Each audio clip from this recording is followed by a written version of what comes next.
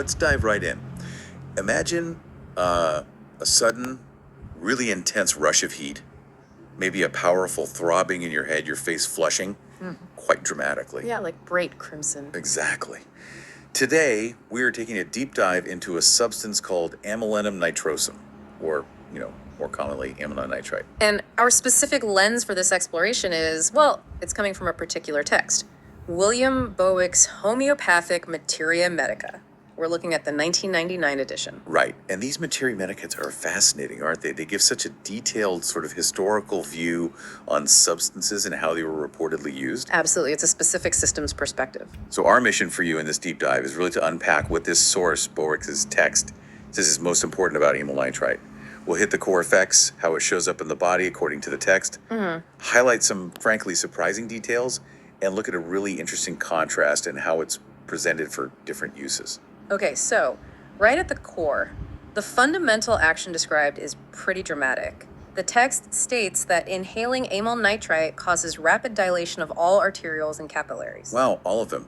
That's quite a statement. It is, and that seems to be the central point everything else flows from in this description. And I see that immediately in the physical signs listed first, right? Okay. That distinct flushing of the face, the sensation of intense heat, that strong throbbing, especially in the head.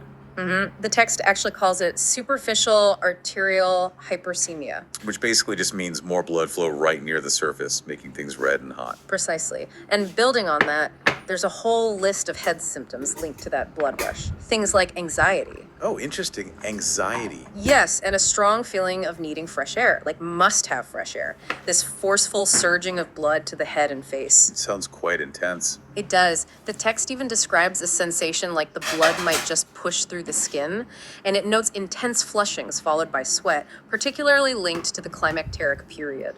Okay, so menopause-related symptoms, potentially? Right, and also throbbing red ears. Okay, so moving down from the head, the throat. Yeah, a feeling of constriction there, like a collar feels too tight. And then the chest symptoms really show that systemic impact. What kind of things? Well, dyspnea, that's difficulty breathing, asthmatic feelings, a sense of oppression or fullness in the chest, even a spasmodic cough. Okay.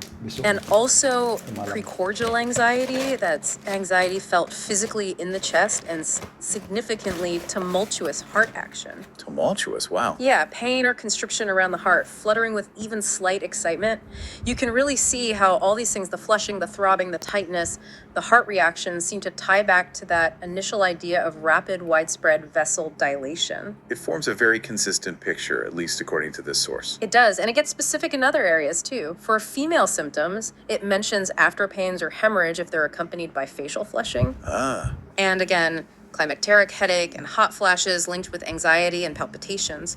For fever, it talks about a lot of flushing, sometimes followed by cold, clammy sweats throbbing all over the body, and abnormal sweat after influenza.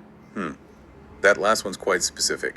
Now, you mentioned some surprising details, especially regarding the limbs. Yes, this really stood out to me. The text lists symptoms like constant stretching for hours. For hours. Also, dilated veins being visible in the hands, and this incredibly specific detail, pulsations felt in the tips of the fingers. You can feel your pulse in your fingertips. That's vivid. Isn't it? It really underscores how pervasive this dilating effect is described in the text. Okay. Does it mention anything else like related substances or antidotes within the homeopathic system? Briefly, yes. It notes related substances as glanoin and lechesis, and potential antidotes mentioned are cactus, strychnia, and ergot. Got it. Now let's get to that contrast you mentioned earlier regarding how it's used.